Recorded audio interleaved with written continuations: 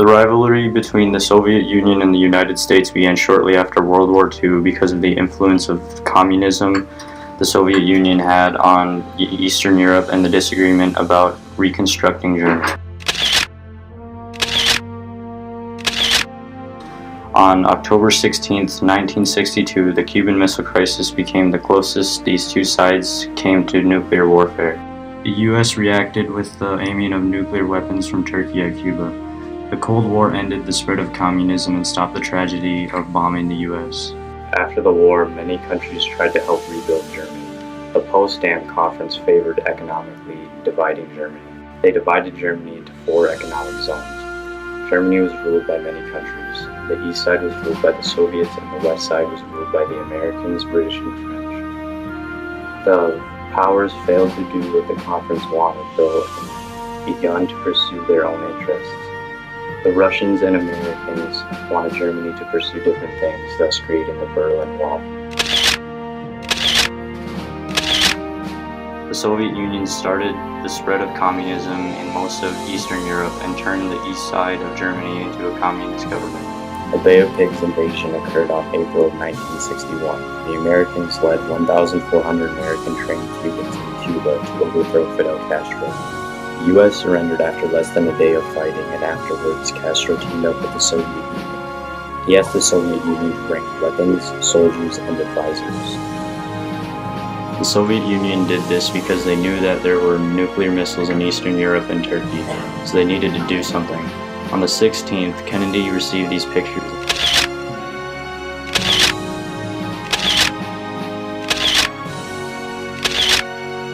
And shortly after had a talk about what to do with the Soviets.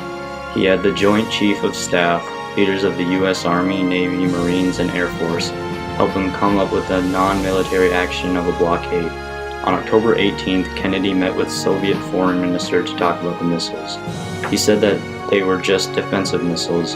On October 20th, Kennedy was sure he was going to blockade Cuba. He called his plan a quarantine.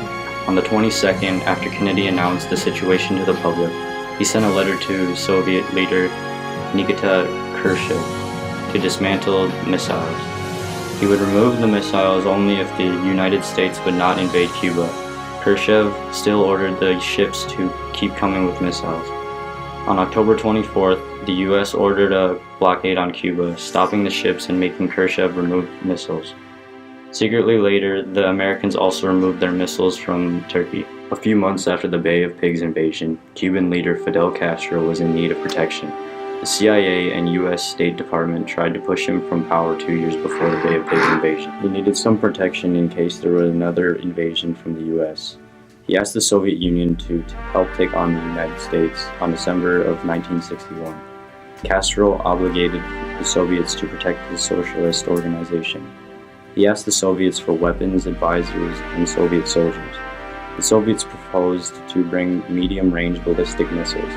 Castro agreed, and they were started building missiles in the summer of 1962. When John F. Kennedy received over 900 pictures, the Soviet Union assured him the missiles were just for defense.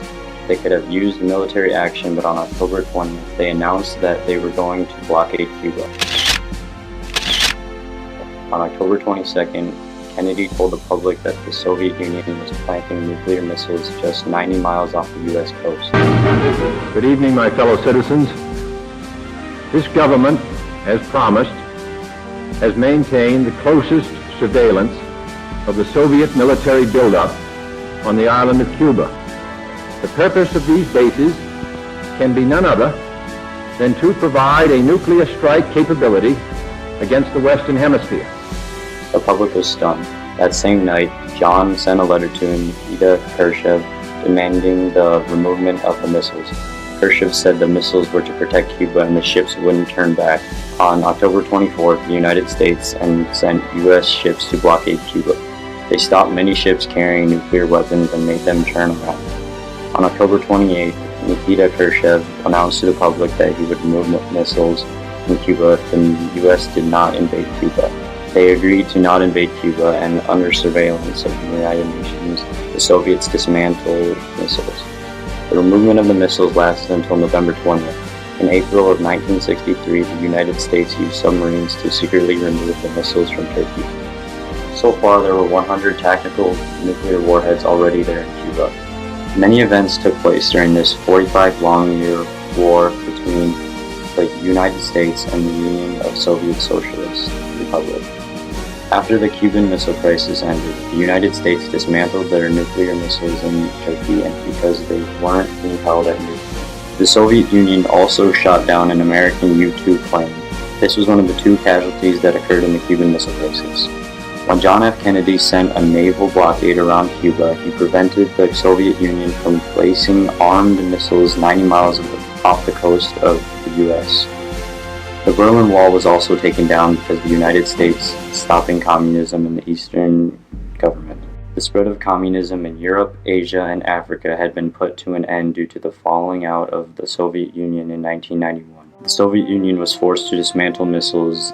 The unintended consequence of letting missiles into Cuba unnoticed led the two countries being at the brink of nuclear war.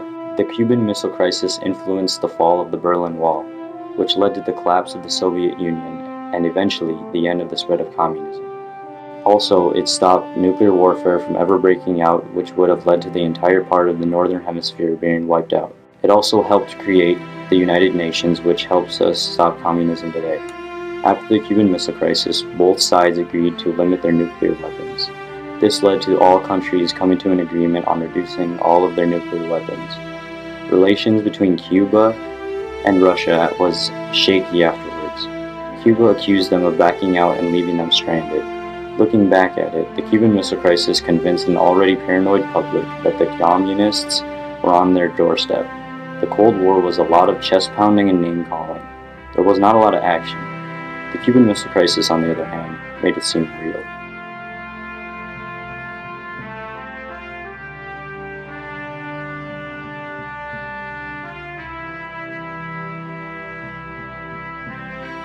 And so, my fellow Americans, ask not what your country can do for you, ask what you can do for your country.